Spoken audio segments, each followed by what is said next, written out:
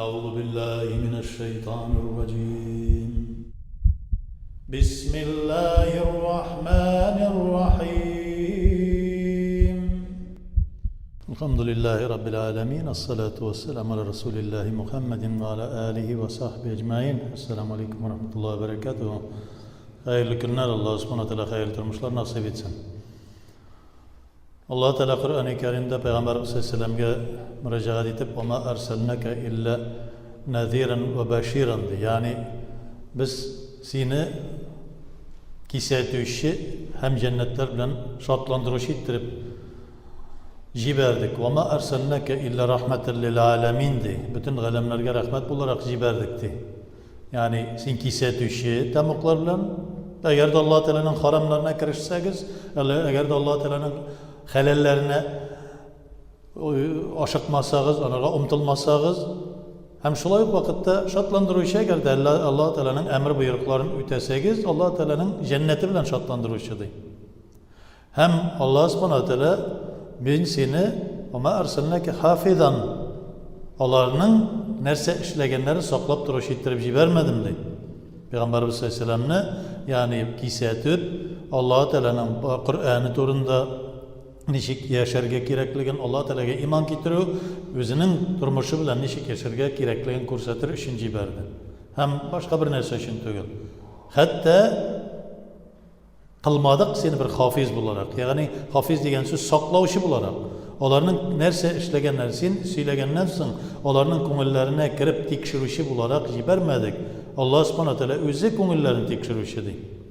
Hem endi Peygamberimiz Aleyhisselam o'zi وَمَا بُعِثْتُ إِلَّا أَنْ أُتَمِّمَ مَكَارِمَ الْأَخْلَاقِ dedi özün turunda. Ben bari hayırlı bir ahlak, edep ahlakını üretir üçün jiberildim sizge dedi. Yani edep ahlak demek neyse Allah subhanahu teala'nı tanı, Allah subhanahu teala'nın helaline umtulu, onun emir buyruklarını ötev, hem şuluk vakitte ol tıyganlardan tıyılı. Kişinin sıfatı şunday. لَقَدْ خَلَقْنَا الْاِنْسَانُ فِي اَحْسَنِ تَقْوِيمٍ yani hayırlı bir takvimde yarattık adam balasını diye. Allah Teala en yukarı takvimde yani o izgilik işler için yaratıldı. Bari tek izgilik işler için yaratıldı. Lakin onun bir düşmanı var adam balasının, şeytan diye atılgan. Ulanın neçikkine olsa da yavuzluk işlettirge tırışa. Ne için işlettirge tırışa? Bari tek Allah Teala'nın karşında ya Rabbim menine secde kılmağın edeminin zürriyeti ne için secde kılmadım? Onlar bozuklukta, onlar şu kabahətlikte, kan kuyuda yürüyerek yaşayacak deyip aytgan edik bit ferişteler bilen. Mana şunu ispatlar için, onlarını odaştıracak mı? Onlar odaşuğa bir tez birileler. Odaştırgan vakitte men onlarını odaştıracak mı? Onlar bir tez birişecekler deyip kursatem deyip hem özüne bir ipteşler tamukta yanılan vakitte ipteşler şiya. Allah Teala şuna göre ayeti. Yok senin hükümün, senin kişin yetmez. İlla meğer özleri tilep takvalıktan çıkan kişilerden başka. Özleri tilep takvalıktan neşik çıkarlar. Yani Kur'an'ın elbette Kur'an'ı bilir için okurga gerek. Yani gün sayın okup durga gerek. Hatta anlamasan da bir toktavsız okup durga gerek. Ezgine bulsa da. Fakra'u ma teyessere minel Kur'an. Kur'an'dan jingil tilinge okurga jingil bulganını oku. Gün sayın. Gün sayın. Vel Kur'an-ı Fajr diye. İrte bilen oku. İrte bilen yani ihlas vakitler. Cokuk ile bizden jirlikte mesela bir irte turla. İrteyin Kur'an-ı Fajr. Vel Kur'an-ı Fajr yani irten oku. İnnel Kur'an-ı Fajr kana meşhuda. Yani o vakitte Allah subhanahu teala özde görüp tura senin ihlaslığını kişi aldığında okumaysın, kişilerge ko'rsatib okumaysın, riya kılmaysın. Kana meşhuda yani şahitli ola. Ferişteler de anda. Yani ihlaslıkka şakra. Yani sen şunu bilsen bilmesen okusan da Kur'an'ı senin ko'ngilin nur bilan to'la. Aman nur bilan to'la. Lakin onu anlav için mesela onu anlar için elbette ilim öğrenmeye gerek. İlim öğrengenden so'ng şunu anlap okuy başlagandan so'ng mensa bulay ishlarga kerak ekan, mensa bulay ishlarga kerak ekan. Lakin Peygamberimiz Aleyhisselam nechik ishladi ekan deb ikkinchi bir ilimga kirishirga to'g'ri keladi. Yani Peygamberimiz Aleyhisselam'ın sünnetini naqittirib öğrenmeye to'g'ri keladi. Bugungi kunda masalan ya'ni bizga öğrete bir türlü turmushdagi bir vaziyatni ko'rsata. Mana bu vaziyatga ilksang, shushalay yasharga kerak, shushalayroq, tegilay aytma, mana bulay ketma, o'g'lim, qizim deb aytalar. Lekin agarda shu kichkina bola, tug'an bola, yo'q men atiyanimning so'zin, ularning tajribasini tutmayim. Men o'zim hozir yoki endi konstitutsiyadan olam, yoki uголовный kodeksdan olam, yoki boshqa turli zakonlarni o'rganamda, yoki turmushning ana shu shunday bir turli bardir kitoblar, o'zim shu shunlardan o'rganamda, unda nedir? Turmushda yashar uchun kitobni o'rganishga kerak tugul, atiyanimning ulug'larning tajribasi kerak tugul deb shulay izlana boshlasa yashay olmaydi. İslam'da da şulay yok. Elbette Kur'an'ı hem sünnetini bilir için biz tecrübeni kullanırız. Tabiğinler, galimler tecrübelerinden çıkıp, şunu yaşayıp, şunu öğrenip, uluq ilimler öğrenip, bizge yazıp kaldırgan kitaplarını öğreniriz. Hem şunun bilen nurlanırız. Nişik Allah Teala'nın emir buyruklarını tutur için, şu Kur'an'dan, sünnetten öğreniriz diyoruz. O da bulsa mesela şu tecrübe kılınan galimlerden öğreniriz. Peygamberimiz sallallahu aleyhi ve sellem bizge bir örnek. Şu Peygamberimiz sallallahu aleyhi ve sellem bir flak, mayak gibi, bir işare gibi. Biz şuna qarab barabız. Şeytanın ise takva bulmagan, kişinin degende manda qari turgan kişilerini yoldan adaştırma meselesi şu mayakka, şu işarege, şu bir flakka qarab bayrakka qarab olmasınlar için eğer de kişi degende manda özünün ihtibarını yönelteyken şeytan şul vakitte adaştırar. Ne demek? Yani her daim bulduralgança Allah Teala'nın şu dinin ekringine öğrenirge tecrübe kılırga Kur'an'dan, sünnetten, alimlerin kitaplarından yani her daim ekrin turmuşunu taşlap degen söz tügül. Edep, ahlak mına şu bula. Peygamberimiz sallallahu aleyhi ve sellem'in turmuşu bir bütün adam balasına bilgilengen edep, ahlak. Edepsiz nindi bula?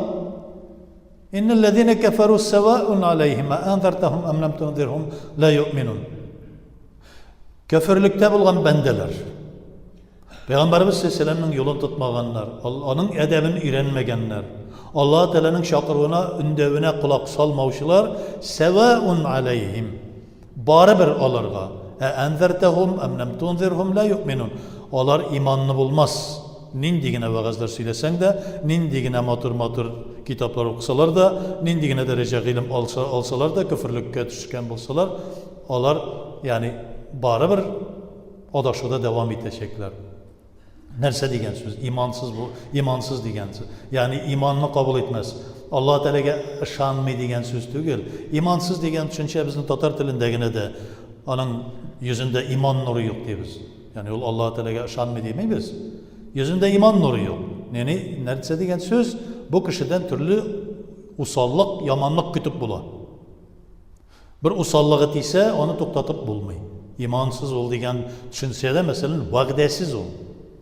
Allah Teala'ga şanadır ol. Lakin imanında durmuyor. Yani imansız diyoruz. Mesela o kişiye karata vagdesin bozuşan bula. Onun gözünde iman nuru yok. Yani bu kişiden ümit kütme. Ümitsizlikte bu kişinin nereden nedir bir yakşılık kütme degen düşünceni anlatla. Yani şundiler de var. Yani Peygamberimiz sallallahu aleyhi ve sellem'nin yani edep ahlakını öğrenir oruna, şu ilerini öğrenir oruna var. Elbette kaybır kişiler neşik öğrenmeler ihtibarların başka nersege yöneltiler.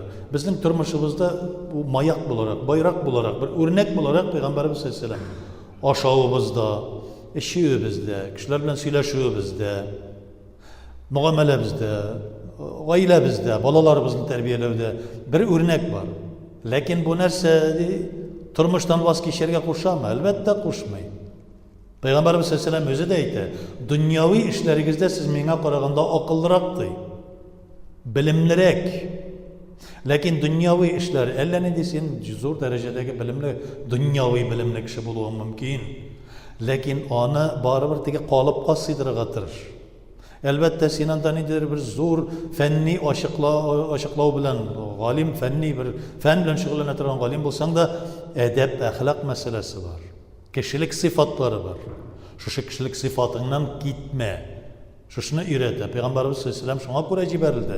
وَمَا بُغِثْتُ إِلَّا أَنْ اُتَمِمَ مَكَرِمَ الْأَخْلَاق. Ol baratik öğretirge, bizge örnek olarak görsetirge وَمَا أَرْسَلْنَكَ إِلَّا رَحْمَةً لِلْعَالَمِينَ. Allah Teala'nın rahmeti tüşe, şuşu iyergen kişilerge deyip Allah Teala ite seni balayğına cibermedik. Benim rahmetim iner işin kişilerge ciberdik. Galemlerge ciberdik. Eğer de şul galemler birincisi şuşu galemlerine Allah Teala Peygamberimiz hakkını işin bar kılganlığını görsete levlek ma halaktul eflak diye kutsi hadiste sen bulmasan bu kainatni, bu barlıkni yaratmaz idim ya Resulullah diye Allah Teala ite. İkincisi indi Peygamberimiz sallallahu aleyhi ve sellem'ge yergen vakitte onun şuşu sünnetini tutkan, ol ko'rsatgancha şuşu Kur'an'ga tabi bulgan, ol ko'rsatgancha şuşu turmuş tecrübesini alıp bargan vakitte elbette bu da biz Allah subhanahu teala'nın rahmetine erişecek biz. Lakin ihtibarını yöneltmezke, gerekmegen yerlerge yöneltmezke, şuşu gerekmegen yerlerge yöneltken vakitte de Allah Teala nersedi. İllemeger takva bulmaganlarını adaştırırsın diye şeytan gayte. Takva degen söz her daim Allah Teala görüp tura deyip Allah Teala'dan uyalgan, Allah Teala meni görüp qarab tura deyip his etip yürgen kişi takva bula. Nerse işlese işlesin o. Yamanlıktan gayrı elbette. İzgilik kişiler torunda, kişilik sıfatında. Ana thumma radadnahu asfala safilin diye şeytana yersen esfala safilin nerse ana münafıklar torunda. El münafıkuna fi derkil esfali minen nar. Esfala degen sözde in cehennemin tübünde. Thumma radadnahu asfala safilin. Şeytana yerseniz esfala safilinge düşür. Allah saklasın. Şuna göre Peygamberimiz sallallahu aleyhi ve sellem uzaklamay kelib jeter, Mevlid aylarida kelib jeter. Biz onu öğrenirgen deyiş. Bir tuktavsız. Bugün gündeki Müslümanların belası Kur'an'ı öğrenirler, hadislerini öğrenirler. Lakin Peygamberimiz sallallahu aleyhi ve sellem'in sirasını, turmuşunu öğrenmenge göre şuşu tecrübeni, şuşu ilimni nişik tügel itirip öğrenirge kerekligin, nişik şunu turmuşta tecrübe kılırlıkka kerekligin anlayalmıyorlar. Elbette şuna göre biz aytamiz. Bizning elekkigi urf gadet boyunca qolgan Peygamberimiz sallallahu aleyhi ve sellem'in turmuşu bugungi kunda. Şuna göre aytamiz, abi babalarımızning yo'li deb. Abi babalarımızda singib qolgan bir ayta turgan so'zim Tatar maqallarının yoki aytimlarini qarasak, bütünüsü de yoki ayetten alıngan, Kur'an ayetinden yoki hadisten. Maqal yoki aytim. Qaysisini qarasak da bütünüsü de şuşlardan alıngan, baştan oylab çıkarılgan tügül. Ben onu öyledir emmetem. Abi aytgan söz, ati aytgan söz, anim aytgan söz, hadislerini okuyorsun da, Kur'an ayetlerini okuyan vakitte onlar Kur'an'ı da okumadı ki, bulay bilmiler idi, hadislerini de bilmiler idi. Aytgan sözleri, kulakta turgan sözleri şu Kur'an'ın hadisten bulgan gibi. Baktın ise bizim turmuşumuzda singen, kirgen, Peygamberimiz sallallahu aleyhi ve sellem'in turmuşu. Şuna göre biz ne getirip öğrenirge teyişli biz. Ne getirip öğrenirge teyişli, bizni adaştırmasınlar için. Bizni bu mümkünde şeytan hem onun askeri Deccal gelir aldığından bulgan zamanımız. Ahir zaman kıyamet aldı. Şuna göre bizni türlü şey adaştırıga tırışırlar.